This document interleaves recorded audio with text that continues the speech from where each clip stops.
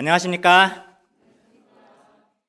하나님의 초청의 음성을 듣고 예배 자리에 나오신 여러분을 진심으로 사랑하고 환영합니다. 오늘 말씀의 제목은 임금의 아들의 혼인잔치입니다. 요절 말씀은 22장 2절입니다. 요절 말씀을 한 목소리로 읽어보시겠습니다. 시작. 천국은 마치 자기 아들을 위하여 혼인잔치를 베푼 어떤 임금과 같으니. 오늘 말씀에는 모든 사람들이 천국잔치에 참여하여 구원의 기쁨을 누리기를 간절히 원하시는 하나님의 마음이 잘 나타나 있습니다. 동시에 예수님의 권위에 반발하는 종교 지도자들의 문제와 하나님의 초청을 거절한 자들이 받게 될 심판이 어떠한지 보여주고 있습니다.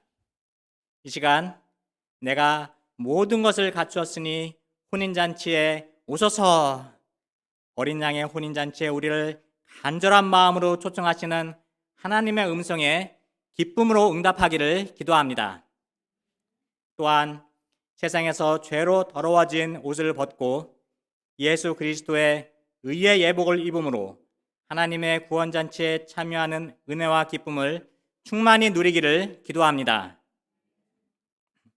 지난 시간에 예수님은 종교 지도자들의 완악한 마음을 깨우쳐 주시기 위해 두 아들의 비유와 악한 포도원 농부의 비유를 말씀해 주셨습니다. 그러나 전혀 회개할 마음이 없는 종교 지도자들에게 예수님은 세 번째 비유로 그들의 완악함을 깨우쳐 주십니다. 2절을 보십시오. 2절 말씀 다시 한번 읽어보시겠습니다. 시작. 천국은 마치 자기 아들을 위하여 혼인잔치를 베푼 어떤 임금과 같으니. 천국은 임금의 아들의 혼인잔치와 같습니다. 세상에서 혼인잔치만큼 기쁘고 즐거운 잔치는 없습니다. 주인공인 신랑 신부는 말할 것도 없고 고된 노동과 율법의 짐을 지고 하루하루 지치고 피곤한 삶을 이어가던 백성들에게는 모든 짐을 벗어버리고 마음껏 먹고 마시고 즐길 수 있는 기쁘고 행복한 날이었습니다. 예수님 당시 팔레스틴 지역에서는 일주일 동안 잔치를 벌였습니다. 이 기간 동안에는 금식하는 것도 금지되었습니다. 임금은 아들의 결혼식에 있는 그 주간을 특별히 임시 공휴일로 선포하고 온 나라 백성들이 함께 마음껏 즐기게 하였습니다. 하나뿐인 아들을 위해 혼인잔치를 준비하는 아버지의 마음이 어떠하겠습니까? 철없던 자식이 어느덧 장성하여 결혼하는 것을 보면서 벅차오르는 감격과 기쁨을 주체할 수 없었을 것입니다. 더군다나 황태자의 혼인잔치는 나라의 미래와 백성들의 행복에도 절대적인 영향을 미치는 중요한 일이기 때문에 결코 소홀히 다룰 수 없었습니다. 신부를 고르는 일에서부터 시작하여 세세한 부분까지 꼼꼼히 챙기며 심혈을 기울여 준비했을 것입니다. 신부는 장차 왕비로서 모든 백성을 품고 섬기는 국모가 되어야 하기 때문에 신중에 신중을 기해 택했을 것입니다. 신부의 가장 첫째 조건은 믿음이 좋아야 했습니다. 무슨 일을 만나든지 먼저 하나님께 무릎 꿇고 기도하는 기도의 여인이요, 넓은 마음과 온화함과 덕을 갖춘 사람이어야 했습니다. 까다로운 심사와 검증을 거쳐 신앙과 지성과 미모와 내면성을 두루 갖춘 1등 신부감을 골라 혼인잔치를 성대하게 준비했습니다. 경성 오케스트라가 연주하는 브람스 왈츠 15번의 아름다운 선율이 흐르는 가운데 인류 셰프들이 만든 코스 요리에 프랑스산 와인을 곁들여 마시면서 귀족의 품격을 느낄 수 있었습니다. 특별 순서로 세계적인 성악가 루치아노 파바로티를 능가하는 팬텀 싱어의 축하 공연을 라이브로 즐길 수 있었습니다. 거기다가 밤하늘을 화려하게 수놓는 아름다운 불꽃놀이까지 모든 것을 완벽하게 준비했습니다. 임금은 기쁜 마음으로 1년 전부터 세계 각국의 축하사절단과 국내외 귀빈들을 엄선하여 초청장을 보냈습니다. 그리고 혼인잔치 날이 임박해서 종들을 보내어 청한 사람들을 모셔오도록 하였습니다. 이 혼인잔치에 참석한다는 것은 선택받은 VVIP들만 누릴 수 있는 특권이요 축복이었습니다. 이런 자리에 초청받는다면 만사 제쳐놓고 참석하는 것이 마땅합니다. 그런데 청함을 받은 사람들의 반응은 의외였습니다. 그들은 오기를 싫어했습니다. 그들은 이미 1년 전 초청에 응한 사람들이었습니다.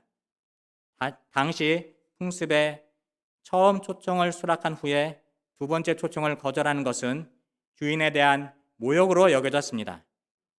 더구나 임금의 초청을 거절한 것은 용납될 수 없는 일이었습니다. 이는 왕의 권위를 무시하는 처사였습니다. 비유에서 임금은 하나님, 황태자는 예수님, 청함을 받은 사람들은 유대 종교 지도자들, 넓게는 인생 모두를 가리킵니다. 천국은 마치 신랑 되신 예수님의 혼인잔치와 같습니다. 하나님은 사랑하는 아들 예수님의 혼인잔치를 성대하게 준비하시고 우리 인생들을 초청하십니다. 요한계시록 19장 7절부터 9절에서 이 어린 양의 혼인잔치에 대해 다음과 같이 말하고 있습니다. 우리가 즐거워하고 크게 기뻐하며 그에게 영광을 돌리세. 어린 양의 혼인 기약이 이르렀고 그의 아내가 자신을 준비하였으므로 그에게 빛나고 깨끗한 세마포 옷을 입도록 허락하셨으니 이 세마포 옷은 성도들의 옳은 행실이로다 하더라.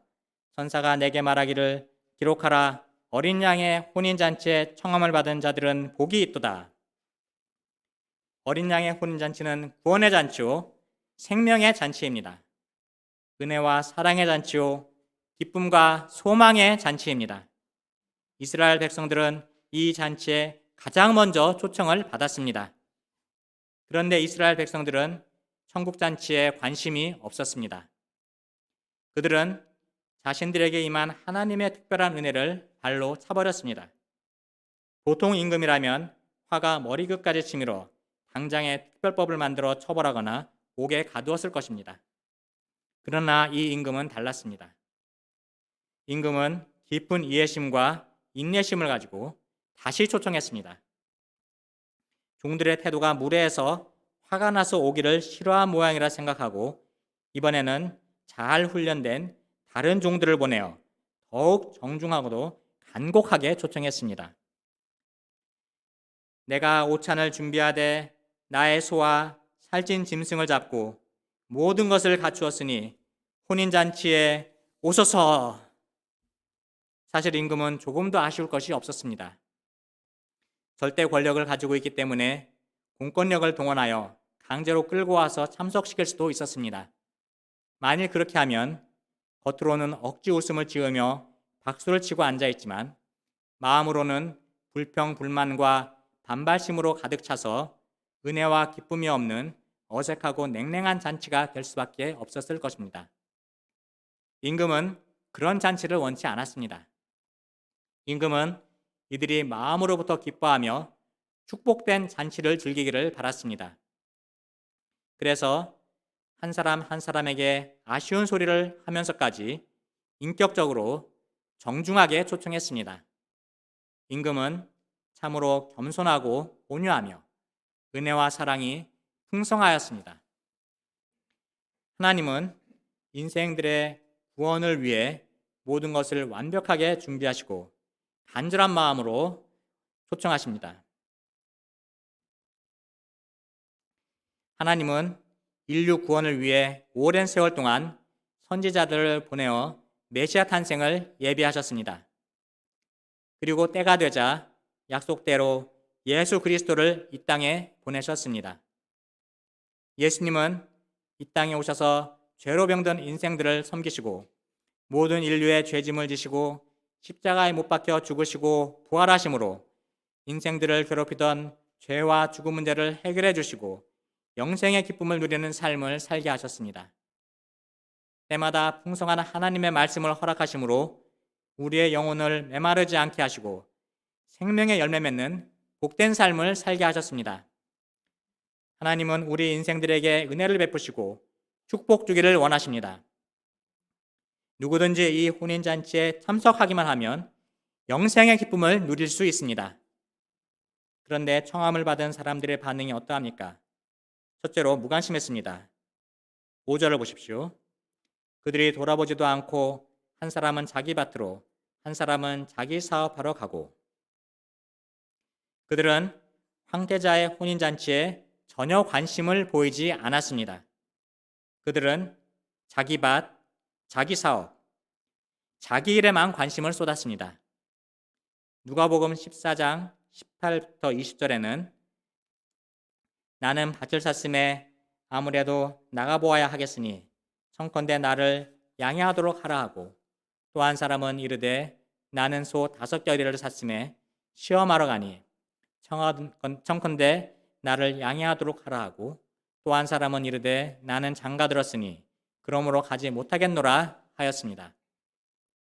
그들은 노아 시대와 같이 영적인 것에는 무관심하였고, 먹고 마시고 사고 팔고 시집가고 장가가는 세상 일에만 관심이 있었습니다.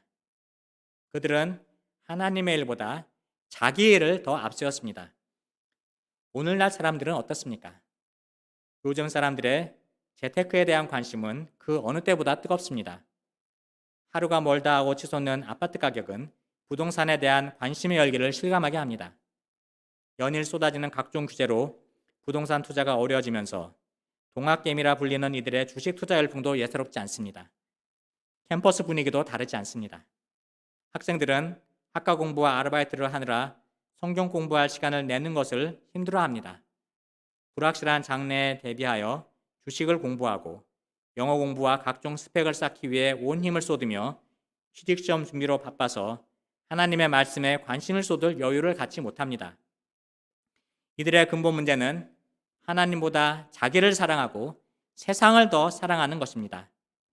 그러나 이 세상에 복음을 듣고 천국잔치에 참석하는 것보다 더 중요한 일은 없습니다. 복음에 대한 무관심은 구원의 잔치에서 멀어지게 하고 결국에는 자기 영혼을 죽음에 이르게 합니다. 둘째로 적극적으로 대적하며 악을 행했습니다. 6절을 보십시오. 그 남은 자들은 종들을 잡아 모욕하고 죽이니 그들은 악한 감정을 가지고 적극적으로 하나님의 종들을 박해하고 죽이기까지 했습니다. 그들이 왜 이렇게 한 것입니까? 종들이 혼인잔치에 오도록 끈질기게 간청하자 귀찮았는지 모릅니다. 어떤 이유로 그랬든지 이는 명백히 임금의 권위에 대한 도전이었습니다. 그들은 인자하고 이해심 많은 임금을 우습게 여기고 만만하게 생각했습니다. 초청을 거부하는 것은 자유이지만 결과에 대해서는 반드시 스스로 책임을 져야 합니다. 임금은 은혜와 사랑이 충만한 분이시지만 언제까지 참고만 있는 무골호인이 아니십니다. 임금은 그들을 어떻게 했습니까? 7절을 보십시오. 임금이 노하여 군대를 보내어 그 살인한 자들을 진멸하고 그 동네를 불사르고, 임금은 공의로운 분으로서 때가 되면 반드시 죄를 심판하십니다.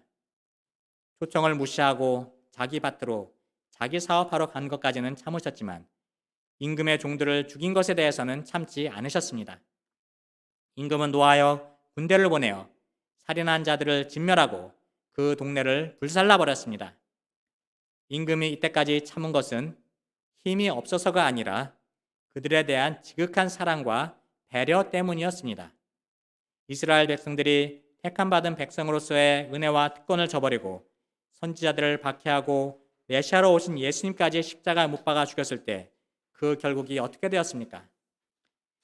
하나님께서는 AD 70년 로마 군대를 보내어 이스라엘을 완전히 멸망시키심으로 이스라엘은 1948년 독립하기까지 약 1900년 동안 세계 각 나라에 흩어져서 온갖 조롱과 멸시와 천대를 받았습니다. 이는 하나님의 초청을 거절한 자에게 임한 진노의 심판이었습니다. 청한 사람들의 거절로 인해 흥겨워야 할 혼인잔치가 살인자들을 진멸하는 심판의 잔치가 되어버렸습니다. 이제 혼인잔치는 현실적으로 이루어질 수 없게 되었습니다. 그러나 임금은 잔치를 결코 포기하거나 연기하지 않았습니다. 임금은 종들에게 새로운 방향을 주었습니다. 8절 9절을 보십시오. 8절 9절 말씀을 같이 읽어보시겠습니다. 예, 시작.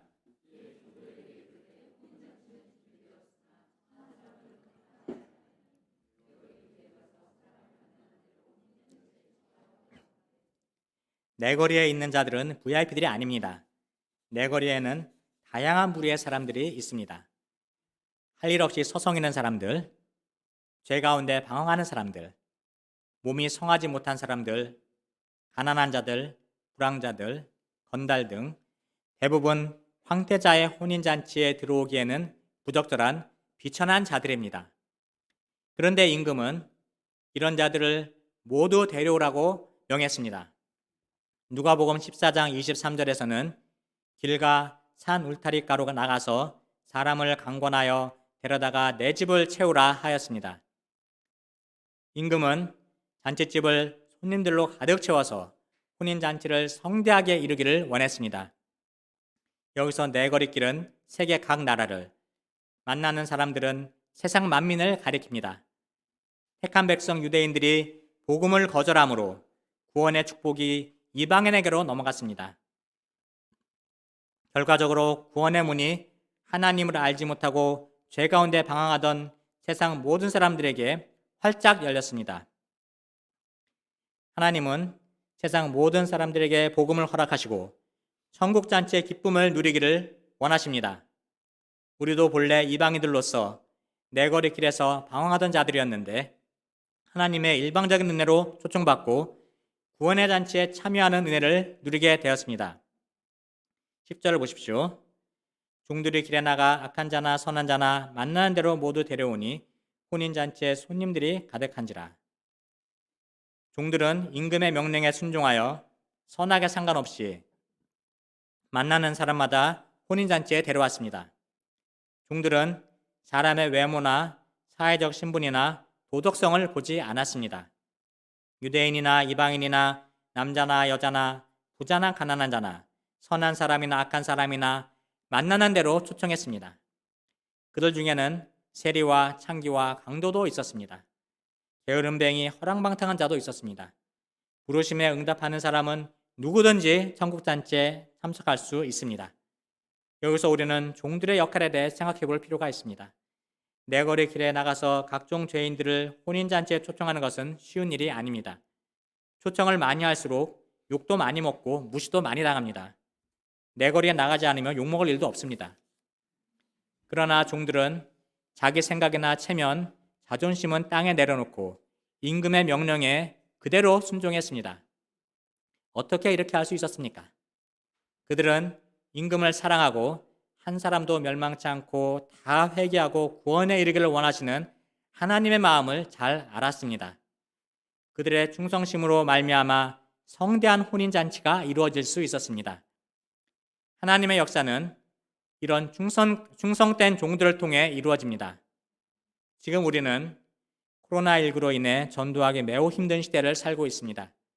그럼에도 불구하고 하나님은 어떻게 해서든지 천국잔치를 이루기를 원하십니다. 실제로 사회적 거리두기가 계속되는 가운데 온라인을 이용한 다양한 시도들이 이루어지고 있습니다. 이제 온라인 1대1이나 그룹 바이블 스터디는 일상이 되었고 그 외에도 각종 모임들이 이루어지고 있습니다. 온라인은 그 범위에도 제약이 없어 전 세계에 흩어져 있는 선교사님들이 한 공간에 모여 강의도 듣고 함께 토론도 하고 은혜를 나누는 모임도 이루어지고 있습니다. 이전에는 엄두도 내지 못하던 일들이 코로나 상황을 겪으면서 현실화되어 진일보된 역사가 이루어지고 있습니다. 하나님은 어떤 상황에서든지 하나님의 마음을 알고 도전하는 자들을 통해 새 역사를 이루어 나가십니다. 저희가 충성스러운 하나님의 종이 되어 하나님의 마음을 알고 양들을 천국잔치에 초청함으로 우리 가운데 풍성한 생명구원의 잔치가 이루어질 수 있기를 기도합니다. 구원의 문은 누구에게나 활짝 열려 있지만 천국잔치를 누리기 위해서는 한 가지 요구되는 조건이 있었습니다. 그것은 예복을 입는 것입니다. 세상 모임에도 드레스 코드라는 것이 있습니다. 이는 시간과 장소와 상황에 어울리도록 옷의 스타일이나 격식, 모양, 색상 따위를 정해놓은 것을 말합니다. 그래서 모임에 초청할 때 초청장에 드레스 코드를 명시하는 경우도 있습니다. 당시 이스라엘 풍습에는 혼인 예식에 입장하는 하객들에게 예복을 나눠 주었습니다. 경건한 혼인 예식을 위해서는 반드시 이 예복을 입어야 했습니다. 더군다나 임금의 아들의 혼인잔치인 만큼 이는 더욱 엄격하게 적용되었을 것입니다. 11절을 보십시오. 혼인잔치에 사람이 가득 찼을 때 임금이 손님들을 보러 들어왔습니다. 예식에 참석한 사람들은 모두 합당한 예복을 입고 있었습니다. 그런데 그 중에 예복을 입지 않은 한 사람이 있었습니다. 이 사람은 잔치집에 들어오긴 했으나 예복을 입지 않았습니다. 그가 예복을 입지 않은 이유가 무엇입니까? 예복은 몸에 잘 맞지도 않고 어색하고 거추장스럽고 불편하게 느껴질 수도 있습니다. 그는 최신 유행 스타일의 자기 옷이 더 편하고 좋다고 생각했는지 모릅니다. 예복을 입는 것에 대한 반발심 때문에 예복을 받고도 입지 않았는지 모릅니다. 어쨌든 그가 예복을 입지 않은 것은 임금의 권위를 무시하고 임금에 대한 경외심이 없는 것이요, 황태자의 혼인잔치를 가볍게 여긴 것입니다. 예복을 입지 않은 그 사람은 어떻게 되었습니까? 12절 13절을 보십시오. 이르되 친구여 어찌하여 예복을 입지 않고 여기 들어왔느냐 하니 그가 아무 말도 못하거늘 임금이 사관들에게 말하되 그 손발을 묶어 바깥 어두운 데에 내던지라 거기서 슬피 울며 이를 갈게 되리라 하니라. 임금이 어찌하여 예복을 입지 않고 들어왔는지 물었지만 그는 아무 말도 대답하지 못했습니다. 결국 그 사람은 천국잔치에 들어왔으나 천국의 기쁨을 누리지 못하고 쫓겨나 심판을 받게 되었습니다. 임금은 혼인잔치에 참석한 사람이 과거에 어떤 생활을 했는지, 무슨 죄를 지었는지는 묻지 않았습니다. 천국잔치에 참석하기 위해 중요한 것은 반드시 예복을 입는 것입니다. 이 예복은 무엇을 의미합니까? 이는 예수 그리스도를 믿음으로 의롭게 되는 의의 옷을 가리킵니다. 아담과 하와는 죄를 지은 후 수지심으로 스스로 무화과 나무 잎으로 치마를 만들어 입었지만 이는 그들의 죄를 온전히 가려주지 못했습니다.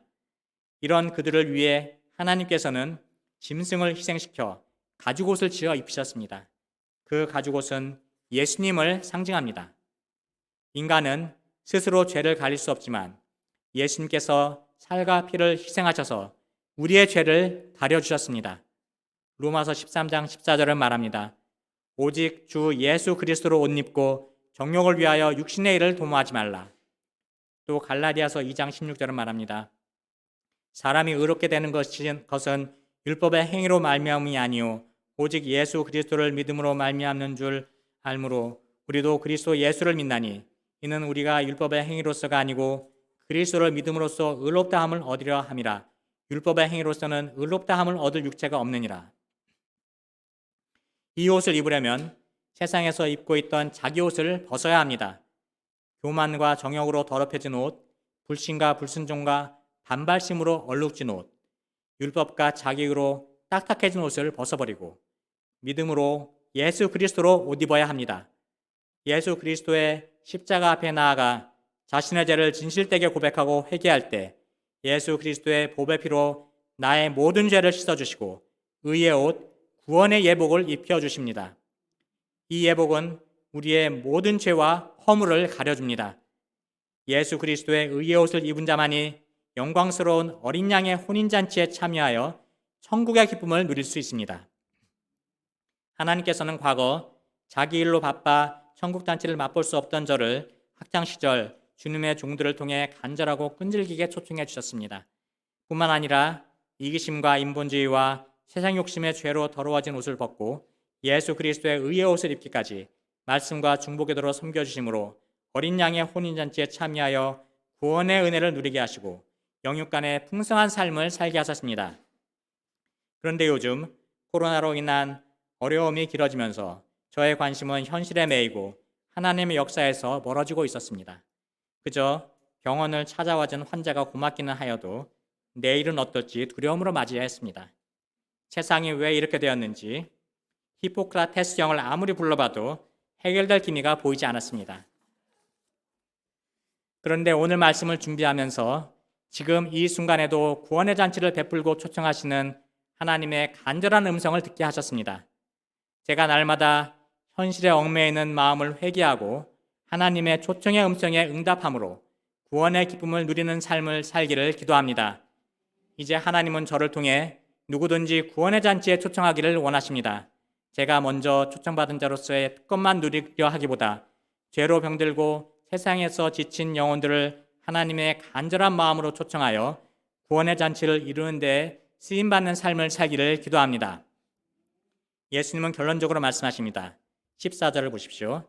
14절 말씀을 같이 읽어보시겠습니다. 시작.